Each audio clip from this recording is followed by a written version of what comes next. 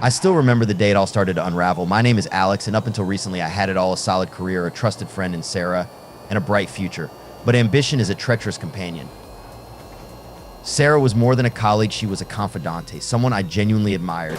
She was dedicated, efficient, and had a knack for steering our team through the most turbulent projects. When the announcement for the upcoming promotion came, I felt a pang of dread. The competition was fierce, and I couldn't shake the feeling that my efforts were going unnoticed. I wanted that promotion, needed it even, and that desperation began to cloud my judgment. It started with minor sabotages, subtle enough not to raise suspicion. A missed email here, a miscommunication there. Sarah, always trusting and focused, didn't suspect a thing. Each small victory felt like a step closer to my goal. I didn't realize the price I was paying in trust and integrity. One Friday afternoon, as the sun dipped below the horizon, casting long shadows across the office floor, Sarah approached my desk. Her eyes, usually filled with warmth and understanding, were now cold and piercing. "Alex, I've noticed some discrepancies in our project reports. It almost seems like someone's been tampering with them," she said, her voice trembling with a mix of hurt and anger. I tried to play dumb, but she saw through it. The betrayal in her eyes was unmistakable. "Why, Alex? We've always been a team. Why would you do this?" The weight of my actions crashed down on me. I confessed, my words spilling out in a jumble of regret and excuses. I was insecure, Sarah. I felt like I was invisible, like my work didn't matter. I thought if I could just get ahead. Her silence was more damning than any words she could have spoken. I expected her to report me, to end my career then and there, but instead she said something that stunned me. "There's something bigger going on here, Alex. I've been digging deeper, and I think our boss is behind a lot of the turmoil in this office. He's pitting us against each other to secure his own position." The revelation was a slap in the face. Our boss, always so supportive on the surface, was orchestrating a web of deceit and manipulation. Sarah and I were just pawns in his game. Against all odds, Sarah chose to forgive me, albeit reluctantly. She saw that we needed to work together to expose the real villain. It wasn't easy to regain her trust, and perhaps I never fully would. But the stakes were too high to let personal grudges stand in the way. We began gathering evidence, documenting the inconsistencies and backhanded tactics our boss employed. The more we uncovered, the clearer it became that his ambition knew no bounds. He had orchestrated conflicts, undermined projects, and manipulated data to climb the corporate ladder. The final confrontation was both terrifying and exhilarating. Armed with our findings, we presented our case to the higher-ups. The look on our boss's face when he realized his empire of lies was crumbling was priceless. He was promptly removed, and the company began a thorough overhaul of its management practices. In the aftermath, Sarah and I found a fragile peace. Our relationship, though scarred, held a new depth of understanding. I learned that ambition could not be a substitute for integrity, and that true success comes from lifting each other up, not tearing each other down. The promotion? It eventually came my way, but it no longer held the same allure. What mattered more was the respect I had regained and the friendship that, against all odds, had survived. As Sarah and I worked to rebuild our professional relationship, we also began to unravel a larger web of corporate deceit. Our boss's ambitions were merely the tip of the iceberg. There were layers of corruption embedded within the organization that needed to be addressed. Our journey to uncover the truth became a high-stakes game of cat and mouse as we navigated office politics, personal integrity, and the constant threat of retribution from those who wanted to keep their secrets buried. The turning point came one night when I was working late, poring over old emails and project documents. I stumbled upon a series of correspondences that hinted at a far-reaching conspiracy involving not just our department, but several others. It seemed our boss had been colluding with a few select colleagues to manipulate project outcomes, siphon company resources, and ensure their personal advancements at the expense of the company's integrity. I immediately shared my findings with Sarah. Her initial shock quickly turned into determination. We realized that to bring the truth to light, we needed more than just evidence, we needed allies. Together, we began to discreetly approach colleagues we trusted, sharing just enough information to gauge their reactions without tipping our hand completely.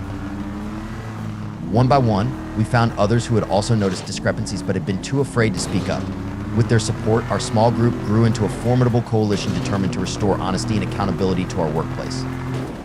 We meticulously gathered evidence, documented every instance of misconduct, and prepared a comprehensive report.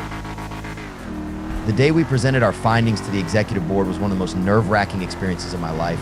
The boardroom was filled with a tense silence as we laid out the full extent of the corruption. Our former boss, now visibly shaken, tried to discredit us, but the overwhelming evidence left him with no ground to stand on. The aftermath was swift. Our boss and his accomplices were terminated, and the company launched an internal investigation to root out any remaining corruption. It was a victory, but it came at a cost. The workplace we once knew was now a battleground of trust and betrayal, with everyone wary of whom they could confide in. Sarah and I emerged from the ordeal closer than ever. Our shared struggle had forged a bond of mutual respect and understanding. We had seen the worst in each other and had come out the other side stronger for it. Our journey wasn't just about uncovering the truth, it was about redemption, growth, and the realization that true integrity lies in owning our mistakes and striving to be better. As the company began to rebuild its culture, Sarah and I took on new roles that emphasized ethical leadership and transparency. Our experiences became a cornerstone for training programs aimed at fostering a more honest and collaborative work environment. It wasn't easy, and there were days when the weight of our past actions still haunted us, but we were determined to make a positive impact. One day, several months after the dust had settled, I received a message from Sarah. It was a simple text, but it carried profound meaning. "Thank you for standing by me, Alex. We've come a long way." Looking back on our journey, I realized how much I had grown. The promotion, once the singular focus of my ambition, now felt secondary to the fulfillment of knowing I had played a part in creating a better, more ethical workplace. The respect and trust I had regained from my colleagues were far more valuable than any title or pay raise. In the end, our story wasn't just about betrayal and redemption, it was a testament to the power of integrity, the importance of standing up for what is right, and the strength of a friendship that could weather the storm of deceit and emerge stronger for it. My name is David Anders, and for as long as I can remember, Cedar Springs has been my home.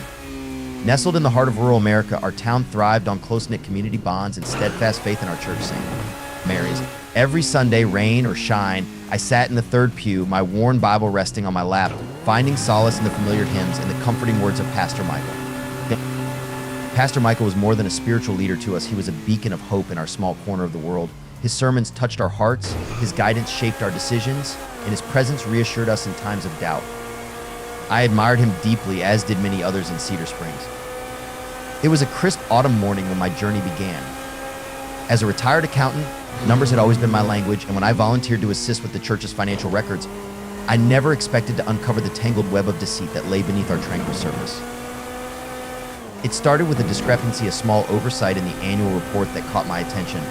At first, I brushed it off as a clerical error, but as I delved deeper, I discovered irregularities that didn't add up. Funds meant for charity initiatives were mysteriously vanishing, redirected into accounts I couldn't trace. I couldn't ignore what I had found. With a heavy heart and trembling hands, I approached Pastor Michael, hoping for an explanation that would dispel my growing suspicions. Instead, I was met with disbelief and outright denial. He accused me of tarnishing his reputation, of spreading malicious lies that threatened to tear apart the fabric of our community. The backlash was swift and merciless. Former friends avoided me in the streets, their accusing glares burning into my soul. Some accused me of jealousy or personal vendetta, unable to fathom that Pastor Michael, a man they held in such high regard, could be capable of wrongdoing. Amidst the turmoil, I found an unexpected ally in Emma Reed, a journalist from the local paper. Initially skeptical of my claims, Emma's investigative instincts led her to delve into the town's financial records alongside me. Together, we uncovered a trail of transactions that led not just to Pastor Michael, but to prominent figures in Cedar Springs who had been exploiting church funds for personal gain. The truth was a bitter pill to swallow. Pastor Michael, once revered as a pillar of righteousness, had succumbed to a hidden addiction to gambling. His trips to neighboring towns weren't for pastoral duties, but to fuel his habit, funded by money that should have gone to those in need. With Emma's support, we pieced together the puzzle, connecting dots that revealed a deeper conspiracy. Town leaders who had preached integrity and service had been lining their pockets with funds meant to uplift our community. It was a betrayal that shook the very foundations of Cedar Springs. But our pursuit of justice came at a cost. Threats loomed on the horizon, accusations of slander and disruption hurled at me like stones. Yet I couldn't turn away. My faith in God and my love for this town compelled me to shine a light on the darkness that had crept into our midst. The journey was fraught with danger and doubt. Emma and I faced obstacles at every turn, from legal roadblocks to personal attacks on our credibility. But with each new piece of evidence uncovered, I felt a renewed sense of purpose and determination to see this through to the end, no matter the consequences. The turning point came when Emma's expose hit the front page of the state newspaper. Cedar Springs was thrust into the spotlight, our once quiet town now a symbol of resilience and defiance against corruption. Pastor Michael resigned in disgrace, his fall from grace a stark reminder of the frailty of human nature. In the aftermath, Cedar Springs began to heal. The church implemented new financial safeguards, ensuring transparency and accountability for future generations. Trust, though shaken, slowly began to mend among neighbors who had once been divided by suspicion and fear. As I sit here now, reflecting on the whirlwind of the past months, I am reminded of the words from Scripture that guided me through the storm, and you will know the truth, and the truth will set you free. My journey was not just about uncovering embezzlement or exposing wrongdoing, it was about reclaiming the essence of faith and community that had been threatened by deception. Cedar Springs will never be the same, but perhaps that's for the best. We have emerged stronger, united in our commitment to honesty and justice. And as I look to the future, I am grateful for the lessons learned, for they have reaffirmed my belief in the power of truth and the resilience of the human spirit.